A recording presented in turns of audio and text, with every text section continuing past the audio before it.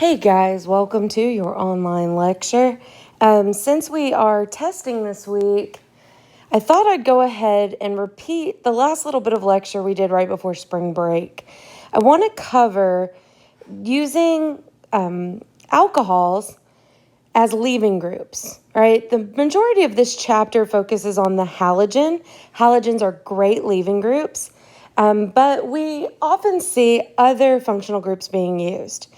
Now, the reason why a halogen works so well, let's go ahead and look at bromine, is because once bromine leaves, right, we get a bromide ion. And we know a bromide ion is pretty darn stable, right, because that's the conjugate base of a very strong acid. So once it leaves, even though it has that negative charge, it is fairly happy, right? Now, an alcohol is a different story. If an alcohol leaves, we wind up with hydroxide, which is actually a pretty decent base. It's fairly reactive, right? It falls into your strong nucleophile, strong base category. So it's a lot less stable. It doesn't tend to leave as easily. So in section 12 over here, we'll have both, our whiteboard on one side of the screen, and we will have, let's see, our little PowerPoint over here. You can see 3 different groups that are useful as leaving groups. We can turn an alcohol into a better leaving group using sulfonates, right? So if I go ahead and let's scroll past this. If I go ahead and I take an alcohol and I replace it with a tosylate, right? And these were just some examples here. Methane sulfonic acid, paratoluene sulfonic acid, and trifluoromethane sulfonic acid. If you remove that hydrogen, instead of like an OH, which is very reactive, you get a minus charge on this oxygen, which is then going to be stabilized through resonance. This is the one that our tosylate is based on. You can see how that negative charge on oxygen could be shared by these 2 oxygens and then around the ring. Trifluoromethane sulfonic acid is also another choice. So when we look at the tosyl chloride, that's going to be the reagent that we're interested in, we can take an alcohol, really any old alcohol, primary, secondary, tertiary, it really doesn't matter, and we can react it with that tosyl chloride right over here. You do not need to know the mechanism. Don't worry about the mechanism on this. What you need to know is what this makes, right? This replaces that hydrogen with that tosyl group, and you get an OTS group. This right here is a good leaving group, right? Because once it leaves, that minus is going to be resonance stabilized. It's going to behave much like the halogens, and so we are going to see substitution and elimination reactions using alcohols now.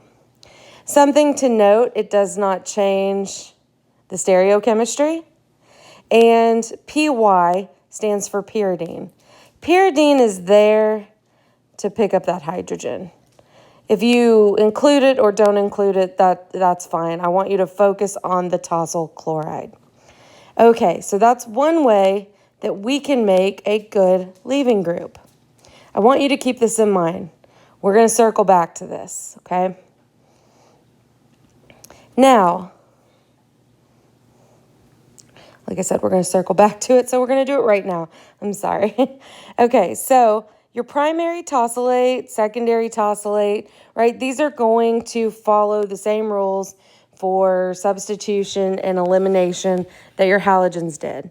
So if we see something like sodium hydroxide, primary tosylate, we could get E2 and SN2 because we have a strong reagent. Primary is likely going to prefer SN2. The way you would know that for me is I might also add something like, DMF or DMSO, right? A polar aprotic solvent to help you decide on SN2. We have a secondary tosylate. Now, if I was going to ask you to give me that major E2 product, because we do have a strong base, strong nucleophile, I would put in something like water, right? A protic solvent that is going to help you determine that elimination is preferred, right? Those were the rules we went over before spring break. They're not going to change. So you just treat these like it's a bromine or a chlorine. And this is the reagent that you've already studied, okay? Let's keep going. Now, that is one way we can use alcohols as a leaving group. We can also use, let's not use a highlighter there, acidification, or let's see. Yeah, let's call it acidification. All right, we can use different acids to promote SN reactions, substitution reactions, or eliminations, depending on which acid we choose. All right, so for substitution, we're going to look at HCl or HBr. Okay, so let's think about how this works. Now, over here, you've got a primary alcohol, and so it's going to go through an SN2 reaction. I'm going to give you another example here. We'll do a tertiary alcohol. The first step is going to be the same. We don't have a good leaving group. So in the slide or in our notes over here, what you're going to start with is that acid. We'll go ahead and use HBr like they did. With that, let's see here. You're going to protonate that alcohol, right? This little bond between the H and the Br also breaks, right? Once we add that bromine, or I'm sorry, that proton, well, now we don't have OH. We have water. Water is a great leaving group, right? Once it leaves, we know that's super stable. Okay, so now we have a substrate with a good leaving group. When it's a primary good leaving group, right, it's going to go by SN2. We have a strong that's interesting. A strong nucleophile right here, but it's not a good base. So strong typically goes for a bimolecular reaction, right? SN2. And so that's what we would expect. It's not going to do elimination, not a good base. Over here, still not a good base, right? Bromine, the Br minus that's left is still just a good nucleophile, but tertiary alkyl halides or tertiary alcohols like this, you can't have backside attack. So what is going to happen? We're left with SN1 only because it's tertiary, right? So since it's SN1, let's grab our red pen here. We're going to have that leaving group leave first, right? We have that unimolecular step. Now, that is going to leave us with a tertiary carbocation, right? A fairly stable carbocation. We've got our Br minus, and now that can go ahead and attack. All right, then that is going to leave us with still a substitution product. We'll just bring this down here. Put the Br. You notice I'm not going to do any stereochemistry there. So even if we had a chiral center, SN1 gives racemization. Right? So in either case, we are protonating first, right? That we have to make a better leaving group first. That first step is the same. Whether we go into an SN2 or SN1 mechanism has everything to do with the substrate. We're dealing with a strong nucleophile, so of course it would prefer SN2. But you know if you have that tertiary substrate, strong nucleophile, it's kind of that little oddball, you will still get SN1. I wonder, okay. So, let's just blow this up here. What we're going to do is we're just going to make a little list here, right? Whether it is tertiary or primary or secondary, HBr or HCl is going to lead to a substitution. If it's SN1, we don't care about stereochemistry. Let's say we have a secondary alcohol, HBr. It's going to go through the same mechanism you see over here on the slide, but because it's SN2, I want you to remember that's going to lead to inverted stereochemistry. Okay? Okay, so moving on. How can we affect an elimination? So this is what we covered on our little whiteboard. We can get elimination.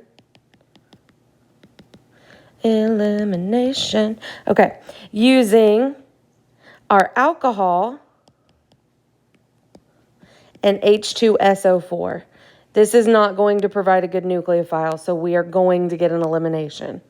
And this is going to give us an alkene product. This is going to go by the E1 mechanism because we won't have a strong base, right? So we're going to say E1 mechanism. So let's think through that. Again, I know it's over here, but you guys should know me by now. I need to draw while I talk. I can't handle it otherwise. Let's see. Since we have an E1 mechanism, a tertiary alcohol is going to be best, but this would certainly work on other alcohols. Let's use this one. We're going to use our H2SO4. Same first step, guys. This OH is still not a good leaving group. We have to make it a better leaving group. I'm sorry if you can hear me tap-tapping on this computer. I will get better at this. So now we have our little alcohol. Our little water. Good leaving group. All right, again, we don't have a strong base. So we are going to go ahead and lose our leaving group first, right? Unimolecular. Now we have our carbocation, and we are going to reform our acid. Now what you can draw here, you'll notice that they use water over here. That's what I would do. I would use water. You could use HSO4 minus. It's a strong acid, right? So that's not going to be a very strong base. When in doubt, water here is a great base for us. It allows us to get our acid back.